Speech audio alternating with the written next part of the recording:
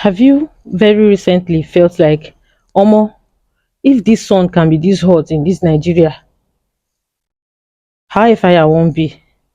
I be one of the gates or the doors to fire door open. Is that why we are feeling this hot in Nigeria? Hello and welcome to Climate with Amina. Climate change is not a distant conversation in Nigeria. It is here already and we are feeling it.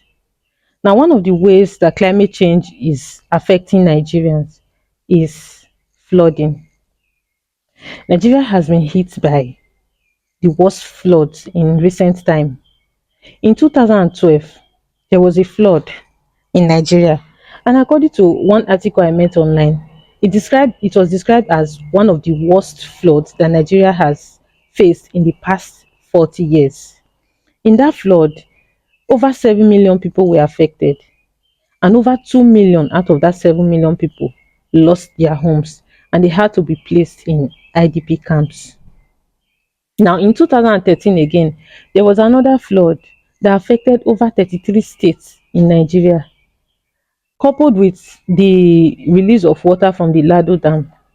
And then just recently in 2022, there was another flood that affected over 33 states again in Nigeria, majorly the flood prone areas of those states. Rescued after being washed away by receding floodwater. Nigeria is battling one of the worst floods the West African nation has seen in over a decade. In 2022 alone, over 300 people have been killed, including at least 20 from last week. Now, in Anambra State, for instance, over 500,000 people lost their homes. And in Bayelsa, over 700,000 persons lost their homes. No, go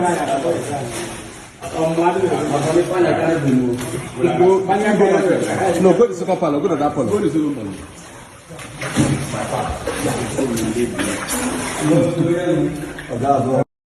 Now, it became so serious that the Bayelsa state government had to close up about six IDP camps. Now, imagine being driven from your home by insurgency and then being placed in IDP camps, and then the flood comes again and destroy those IDP camps. And then these people have to relocate again. Not forgetting the risk in IDP camps from gender based violence to malaria and waterborne diseases. Now, another major impact of climate change in Nigeria is desertification. For reference, desertification is the spread of desert to places that were not originally deserts before. Now, desertification, the Sahara Desert is expanding towards the northern part of Nigeria.